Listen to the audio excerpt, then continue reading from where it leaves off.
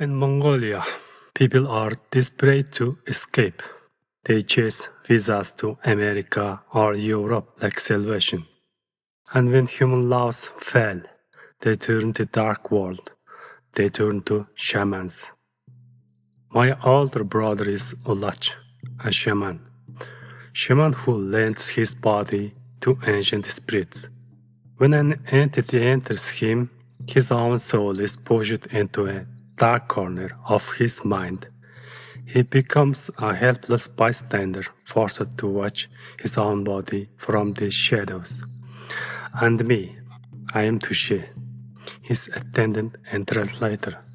My job is to turn the forgotten language of the dead into words ordinary humans can understand. That night, when two desperate visa brokers walked through our door, I was the one sitting right there, translating everything. They were two brothers, wealthy and powerful. They made their fortune smuggling people across borders, selling face hops for high prices. But that night, their faces were pale like corpses. Their mother was on her deathbed, her breath rattling in her chest. They begged my brother to call upon his ancestral spirit, the Angot. Angot to save her. My brother wanted to say no. The air in the room felt heavy, dangerous, but the desperation in their eyes was suffocating. He agreed. I lit the juniper. I handed his drum. As the rhythm filled their dark room, my brother's body convulsed. His consciousness faded, his soul shrinking into the shadows of his mind, and the ancient entity took his place. The Angot opened its eyes. The voice that came out of my brother was not human. It was ancient, hollow, like wind howling rock, a desolate canyon. The spirit looked at brothers and spoke in the old, poetic tongue of the steppe. The thread is spun, the knot is tied, the mortal flesh can no longer hide. To be born is a truth, to depart is the law. The gates of cosmos are closing, dear Joe. Her time has come, her spirit must flee. Do not anchor the leaf to dying tree. I looked at the brothers, translated the ancient words into simple words. Her time has come. But the brothers didn't care about cosmic laws. They only understood the language of money. We have money, one brother shouted, throwing a thick stack of cash into altar. Name your praise. Bring our mother back. We can pay wherever it takes. From inside my brother's body, let out a terrifying, mocking laugh. Money? How much does master cost? I cannot put that price on a human soul. Flesh belongs to the earth. The spirit belongs to the sky.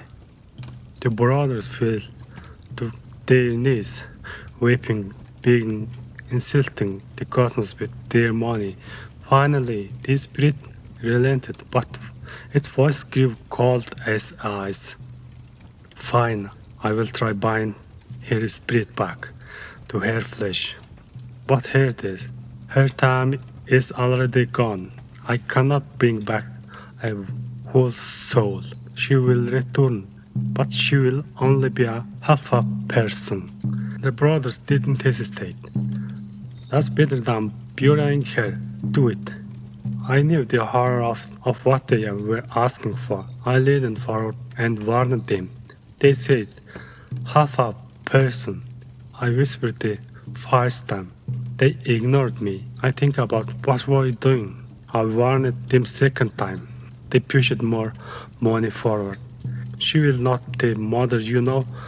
I landed them this time. 3 times I gave the ritual warning. 3 times. Great silenced their fear. The ritual was done. I offered tea to the spirit, and it departed. When my brother finally come back to his senses, he was completely exhausted, having watched the entire horror from the back of his own mind. 8 months passed. One evening, The door opened again. The older brother returned, but his wealth seemed gone, replaced by hollow eyes and exhausted face. But he wasn't alone. He brought his wife with him. I looked at him, thought the poor old man must have finally passed away. But I was wrong. It was worse.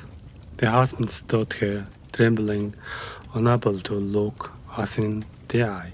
He was too terrified to speak. Finally, his wife stepped forward, his voice breaking with desperation. They came here 8 months ago and did a ritual. She said, "Can you reverse it? He's too cowardly to ask you himself. We just want our mother to be allowed to die." I sat in shock as she explained what happened. Their mother was alive, but she wasn't living. Her mind was trapped somewhere between the afterlife and her rotting body. Her eyes were wide open, staring at the ceiling, conscious of everything, but she couldn't move a single muscle. She couldn't speak. She was a living corpse, trapped in an agonizing paralysis inside her own home. And then came the hardest part of human nature, the brothers, who swore they would pay in any price, grew tired of her. Caring for a half-dead body was exhausting. They began fighting. They passed her paralyzed, helpless body from house to house like unwanted luggage, arguing over whose turn it was to climb her. They hated for staying alive. The very sons she raised now wanted her dead, and the older brother didn't even have the courage to say it himself, hiding behind his wife. My brother called the uncle back down. His soul was pushed into the dark corner once again to witness the grade of man. The air didn't just turn heavy this time, it turned putrid, filled with a foul stench. The spirit manifested and the judgment was ruthless, pointing directly at the trembling husband. You could not face the truth of mortality. When I look at you, I do not smell humans. I smell the foul stench of money and greed. The spirit then turned its gaze to void, speaking of the mother's silent agony. Your mother sits in her paralyzed flesh, and her heart is being pierced by 1,000 needles. But this is the sizzle of karma. When she raised you, she gave you food, she gave you clothes, but she never taught you how to be human. She never taught you love each other or have a soul. Now she is watching the monster she created. Look at each other. Look at pathetic, heartless cowards you are. The husband collapsed, crying uncontrollably, the weight of his sins crushing him, but the anger twisted his tear-stained face, and he dared to scream at the spirit. "Why didn't you tell us it would be like this?" He yelled. "This is your fault. You did this to her." Human arrogance. They bargain with the dark, and when the dark delivers exactly what they asked for, they blame the gods. The spirit ignored his cries. Instead, the spirit clenched my brother's hand into a fist and struck its own chest violently, punishing the very body it was occupying. It was thrusting my brother's soul, hiding in the dark. "And you, Olach," the spirit barked, striking its chest again. "You try help everyone who walks through that door. Look at them. Let this be your lesson. Sometimes your desire to help becomes a curse." The ritual was undone. The old woman was finally allowed to cross over, but the man left our house a broken soul, carrying a curse he built his own hands. I sit in this room every night, preparing the altar and translating the words of the dead. I watch people chase money and power, but remember this: the spirits have everything, And if you try bargain with the laws of the universe, you will get exactly what you paid for, but you will never be able to afford the price.